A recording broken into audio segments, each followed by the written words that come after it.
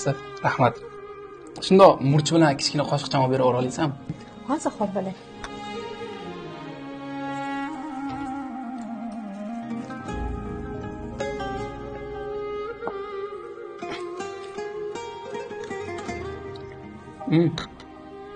Rahmat.